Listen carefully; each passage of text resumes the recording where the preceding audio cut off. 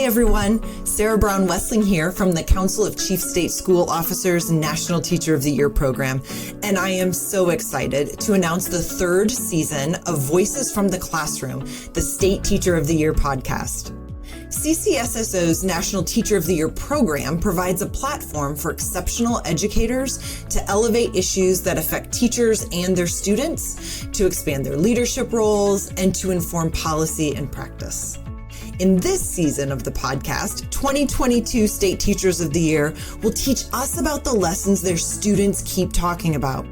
Maybe it's the one that they come back 2 years later and tell the teachers about. Or maybe it's the one their most recent students have asked for over and over again. This season, we are honored to have two past State Teachers of the Year conducting the interviews themselves. You'll hear Stacy McAdoo, 2019 Arkansas State Teacher of the Year, John Arthur, 2021 State Teacher of the Year, and me in conversation with our teachers throughout this season. I invite you to listen to these incredible stories. Welcome to the Voices from the Classroom podcast. I'm John Arthur, the 2021 Utah Teacher of the Year, and I am here today with Deanne Moyle Hicks, the 2022 Nevada State Teacher of the Year. Welcome, Deanne. Hi, thank you. It's good to be here. So good to have you. Can you please tell us where you teach, what you teach, and why you love teaching? All right, so I teach on the Pyramid Lake Paiute Reservation in northeastern Nevada, just outside of Reno. I am currently a fifth grade teacher. I rolled up with my students for the last 5 years. So we've been together for a while. And I think a piece right now of why I love teaching, I teach in a very small school and have had the opportunity to build some really deep and solid relationships with my kids and with their parents. And that brings me back every day, knowing that they're excited for me to be here. And it's, this is my 30th year in teaching. And I think I love it more today than the first day that I started, just because for me, it's this connection to something bigger than myself. It's a connection to knowing that what I'm doing here every day is potentially making the life of somebody else better, providing them with an opportunity that they may not have had. I don't know if that even makes sense. But. Wow. Listening to you was mind-blowing. It was one amazing thing after another. You've looped up 5 times with the same group of kids. I've heard of people looping 1 grade level, maybe 2, but so what, did you start with them in kindergarten? First grade. First grade? Yep. So I transferred to Natchez when they were first graders. I came with the principal. And then I came with the intention of looping the first year, which I'd already talked to the principal. So we looped. And then halfway, 3/4 of the way through second grade, pandemic starts. So moving into third grade, the principal was like, well, you've already been with them. You kind of know through the pandemic what happened, right? How about you loop with them next year? I said, okay. So then third grade is the year of the pandemic. So we're virtual. We're in a hybrid model for that year. And at the end of that year, it was again, well, we've had kind of a really strange year. You already know the kids and you know what they have and have not learned over the course of the pandemic. How about you loop again? So that moved us into fourth grade last year. And then towards the end of last year, it was kind of like, well, they only have 1 more year here because we're a pre-K through 5. And then they'll exit. And at the end of this year will be my 30 years. So I'm ready for retirement. So we all just kind of will leave together. And at the same time, there were parents who were like, we're not really sure what to do if they have somebody else as a teacher. You know, we know you, you know us. And so the parents were okay with it and the principal was okay with it. And I said, well, then let's just do it again. The thought last year of having a new group of kids was exciting, but also the thought of a new group of kids was heartbreaking because I have been with this group of kids for so long. They really are they're like my own kids.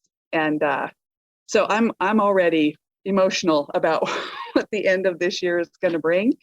But it's been a great ride. We've had a great time.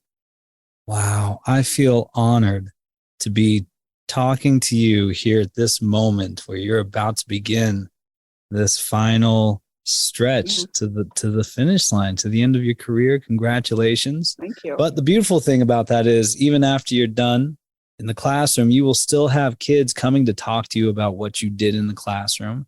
And we're here to hear about one of those lessons that they want to talk to you about. So would you mind telling us about this lesson that students keep talking about, what you did in that lesson, and what the students were doing throughout?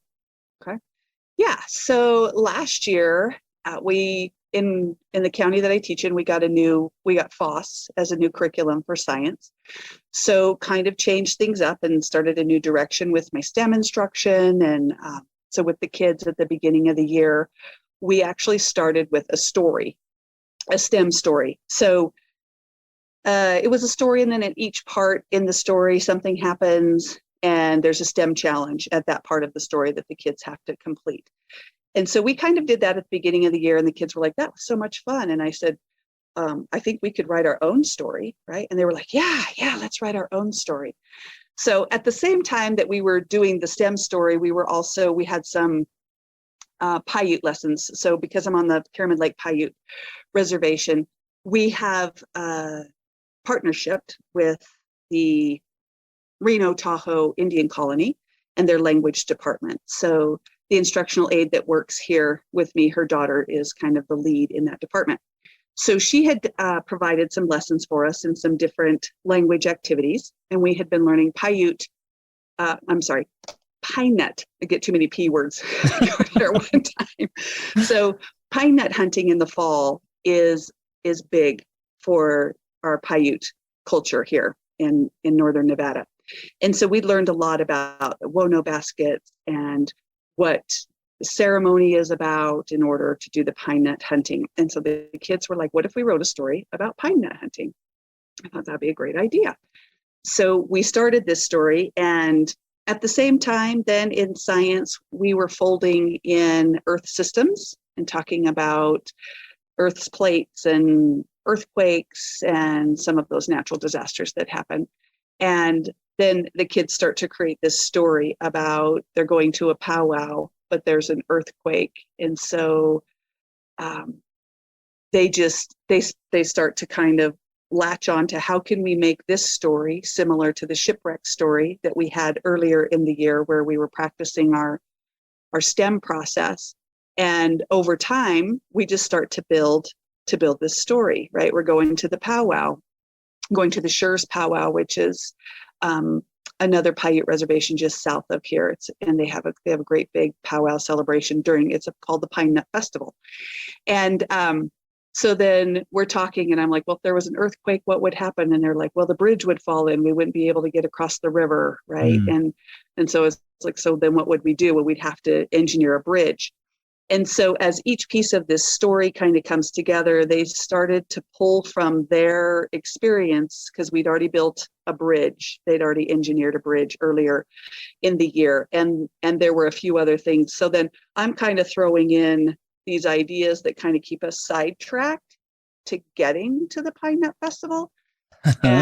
And so from there, they're like, oh, but if that would happen, then we would have, I said, we get across the bridge and now we're on our way and we realize we don't have any pine nuts, right? And they're like, oh, we'll have to stop the bus and gather some pine nuts because we need to bring something to the festival to contribute.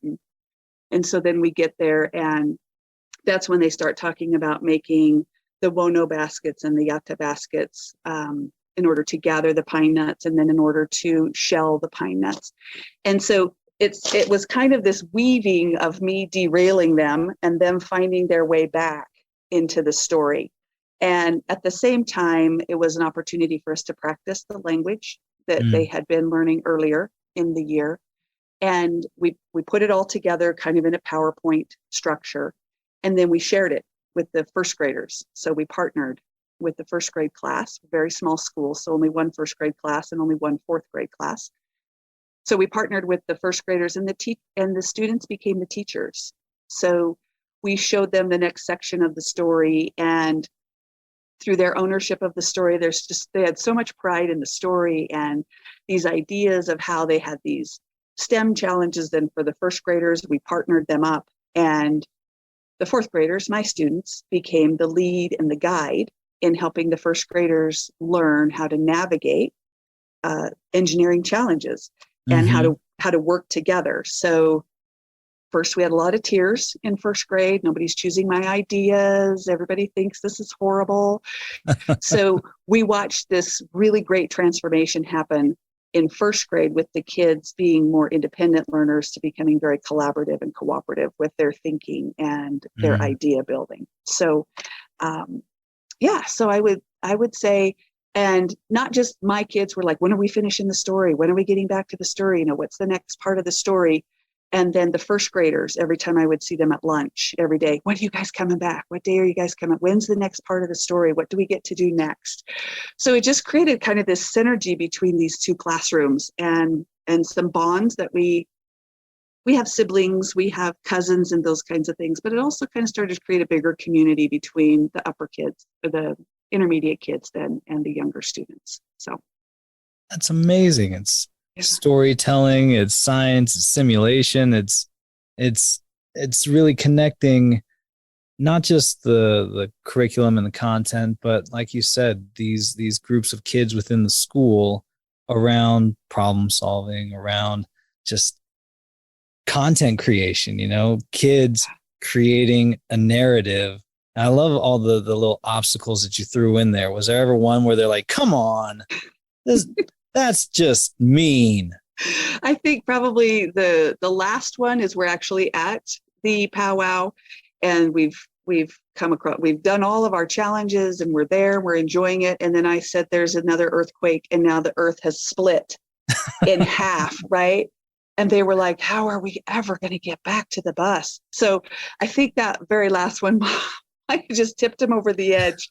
But after they had an opportunity to think about some of the other challenges they were doing, they're like, oh, we could create a zip line. We could have them make a zip line. And, oh my and gosh. how we can get them back to the bus. So yeah, I mean, some students were excited every time there was a challenge and others were like, really? We're just, so, but of course the first graders didn't know really any of that. They're just following this story along and they're just looking forward to what's going to be the next challenge? What's the next thing we have to overcome? And as you watched your students, as well as these first graders working through these challenges, what did you learn about how students learn, how they collaborate and problem solve? And then what did you learn about your own teaching process? And again, you're coming towards the end of your career, but we never stop growing and never stop learning. What did you learn that you did not realize those other 28 years? I think there was a couple of things I learned. There was something I learned and something I relearned. So I have always known kids are capable if we get out of their way. And sometimes it's really hard as a teacher. And I've known that for a long time. And over the years with different groups of students, it feels like it's more of an opportunity than with other groups of students, right? Because we have challenges of classroom behavior and those obstacles. So relearning that kids are capable, that if I allow them and build a structure, I think of Field of Dreams, right? If you build it, they will come. I'm always thinking about that when it comes to how do we design classroom instruction that allows students to really dig deep, engage.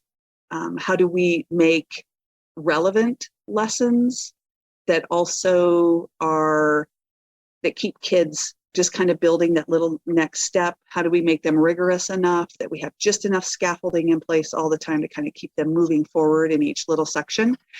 And so that part I did. And I think the piece that I learned, because I've not done always a lot of work between cross grade levels, maybe like fourth and fifth grade, one grade below or one grade above. We've done some writing and that kind of stuff. But to really watch these students be leaders and to be the teachers. And now, as we're recruiting and retraining teachers, and that's the first place that we need to be looking is in our classrooms, and who do we have that are just naturals at this process. So it really was one of the first times I'm able to kind of sit back and say, look at this student here who really has this natural ability to guide these students, these younger students, and And they're providing those same scaffolds I provided for them. They're not giving the answers, they're not doing it for them, but kind of giving the next little step each time. And then seeing other students' strengths. So even for those students who may not be able to guide and teach in that direction, they're bringing a different set of strengths to this learning process. So they're talking to the kids about, well, what are we going to write down here? How are we going to write that? Let me help you write that. Let me kind of guide you in a different way. So I think for me, that was probably one of the biggest things is maybe in 30 years, I needed to give kids more opportunities to be leaders in the community around them, right? To take that responsibility, to take that role, and then to really support them in finding their niche and their strength in these kinds of opportunities. I'll tell you, everything you're saying right now is really touching me. I tell my students all the time that my greatest wish for them is to become teachers. That's the greatest gift I could ever hope to give them, is the realization that teaching is the best job in the whole world. Yeah. Because you spend all day educating and uplifting the best people in the whole world. And there are kids in our classroom that we see every year that we know would be amazing teachers.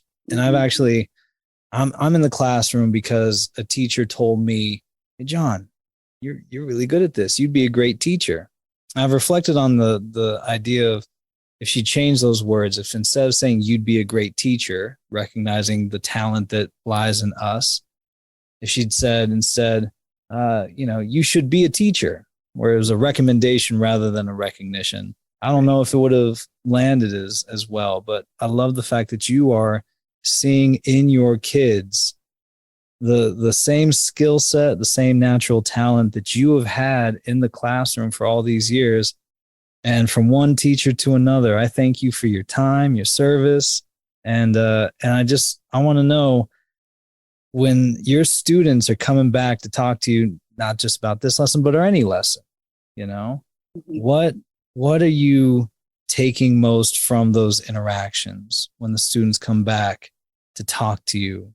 And especially at the end of a career, these students may be bringing in their own kids with them. What are you taking away from that?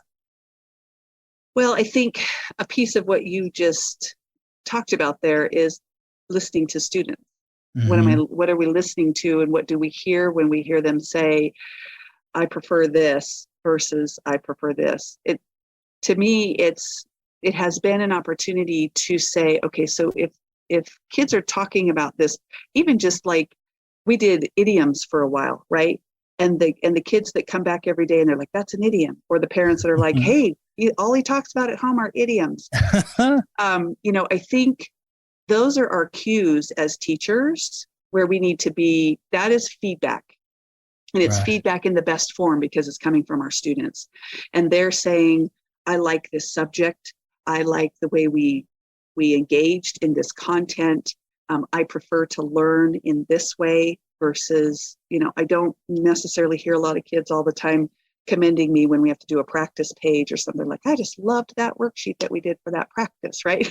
So listening then to what it is that they're talking about, how they're talking about their learning, really gives us an opportunity to think about, how are we planning engaging activities for students? How are we making content that feels that kids are like, "Why do I have to learn this?" How do I make that content feel real to them and give them an opportunity to engage in it in a different way, at a different level?